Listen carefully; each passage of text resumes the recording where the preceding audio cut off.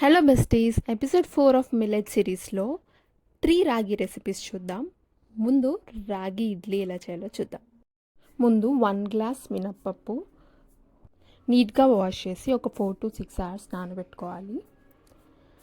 And ఇది grind చేసి half an hour ముందు 1.5 గ్లాస్ ఇడ్లీ రవ్వ నానబెట్టుకోవాలి.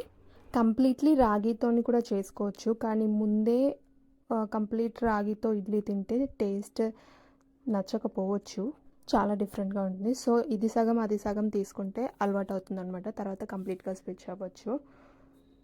కాబట్టి ఇక నేను 1.5 గ్లాస్ ఇడ్లీ రవ్వ అండ్ 1.5 గ్లాస్ రాగి పిండి తీసుకున్నాను. మినప్పప్పుని బ్లెండ్ చేసేటప్పుడు నార్మల్ వాటర్ కాకుండా కూల్ వాటర్ కానీ ఇలా ఐస్ క్యూబ్స్ కానీ వేసి బ్లెండ్ చేస్తే ఇడ్లీస్ చాలా సాఫ్ట్గా అండ్ ఫ్లఫీగా వస్తాయి.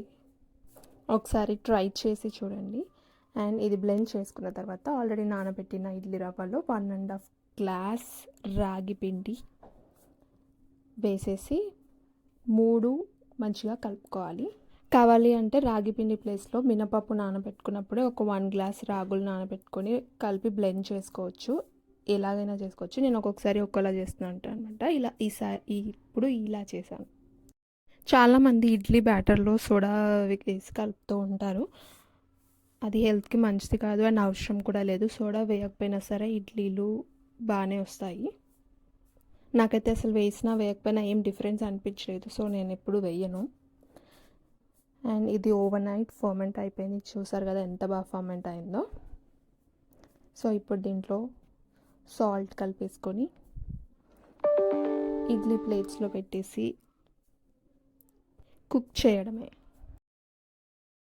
అండ్ ఇడ్లీ ప్లేట్స్ ఒకదానిపైన ఒకటి పెట్టేటప్పుడు అన్నీ స్ట్రైట్గా కాకుండా ఇలా ఆపోజిట్గా పెట్టండి. అప్పుడు ఇడ్లీస్ మంచిగా కుక్ అవుతాయి అండ్ తొందరగా కూడా కుక్ అవుతాయి. ఇది నాకు 10 minutesలో రెడీ అయిపోయాయి. సో చూసారు కదా, మన రాగి ఇడ్లీ, బిగినర్స్ రాగి ఇడ్లీ రెడీ అయిపోయింది. ట్రై చేసి మీకు ఎలా అనిపించిందో కామెంట్ చేయండి. నెక్స్ట్ రెసిపీ ఇన్స్టెంట్ రాగి అట్టు ఎలా చేయాలో చూద్దాం. రాగి అట్టు కోసం ఒక బౌల్లో 1 కప్ రాగి పిండి తీసుకోవాలి. అండ్ దీంట్లో తురిమిన క్యారెట్, ఆనియన్స్, జీలకర్ర, కరివేపాకు, కొత్తిమీర అండ్ సాల్ట్ వేసి థిన్ బ్యాటర్గా కలుపుకోవాలన్నమాట. మనం అట్లు ఎలా ఇస్తాం అలా కలుపుకొని ప్యాన్ వేడాక సన్నగా వేసుకొని 2 వైపులా మంచిగా కాల్చుకోవాలి. అంతే, మన రాగి అట్టు రెడీ అయిపోతుంది. ఇందులో కావాలి అంటే మనం బియ్యం పిండి కూడా వేసుకోవచ్చు, వేయకపోయినా కూడా బాగానే ఉంటుంది. మామూలుగా అట్లు అంటే ప్యాన్కి అతుక్కుపోతూ ఉంటాయి, తీయడం డిఫికల్ట్గా ఉంటుంది. కానీ రాగి అట్టు అలా కాదు, ఈజీగా వచ్చేస్తుంది అండ్ టేస్ట్ కూడా చాలా బాగుంటుంది. హెల్త్ కూడా చాలా మంచిది, కాబట్టి you can definitely give this a try. నాకు బ్రేక్ఫాస్ట్కి ఇక్కడ టైం లేదు అనుకున్నప్పుడు నేను కంపల్సరీ ఈ అట్టే ట్రై చేస్తాను, బికాజ్ ఇట్స్ హెల్తీ అండ్ త్వరగా కూడా అయిపోతుంది కాబట్టి.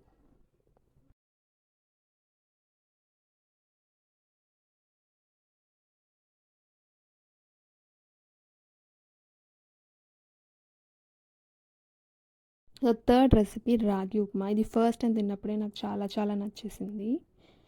ఉప్మా అంటే అస్సలు నచ్చదు, బట్ ఇది తిన్నాక ఓకే పర్లేదు, అప్పుడప్పుడు తినొచ్చు అనిపించింది. సో ఇది ఎలా చేశానంటే, మనం ఎంత తీసుకుంటే అంత half of quantity, like 1 glass చేస్తే 1/2 గ్లాస్ ఉప్మా రవ్వ అండ్ 1/2 గ్లాస్ రాగి పిండి అండ్ కొంచెం ఆయిల్ వేసి ఫస్ట్ వీటిని మంచిగా వేయించుకోవాలి ఒక 3-4 minutes. సో చూసారు కదా, మంచిగా వేగిపోయింది. ఇప్పుడు నార్మల్గా మనం ఉప్మా ఎలా చేసుకుంటామో అలాగే చేసుకోవాలి. కొంచెం హెల్తీగా కావాలి అనుకుంటే అన్ని వెజిటేబుల్స్ అవన్నీ వేసుకొని, లేదా నార్మల్గా మీకు ఎలా నచ్చితే అలా చేసుకొని తినేయచ్చు. అండ్ ఇక్కడ నేను 1 గ్లాస్కి 3 గ్లాస్ ఆఫ్ వాటర్ తీసుకున్నాను. అండ్ వాటర్ కలిపేటప్పుడు కొంచెం జాగ్రత్తగా కలపాలి, లేదంటే అది గడ్డ కట్టుకుపోతుంది. దీని టేస్ట్ అయితే నాకు చాలా చాలా బాగా నచ్చింది. సో ఈ 3 రెసిపీస్లో మీకు నచ్చిన రెసిపీ ట్రై చేయండి, ఎలా ఉందో కమెంట్ చేసి చెప్పండి. అండ్ మీకు ఎలాంటి రెసిపీస్ కావాలో కమెంట్ చేయండి, డెఫినెట్గా ట్రై చేసి పోస్ట్ చేస్తాను. వీడియో నచ్చితే సబ్స్క్రైబ్ చేయండి. See you in my next video. Bye bye.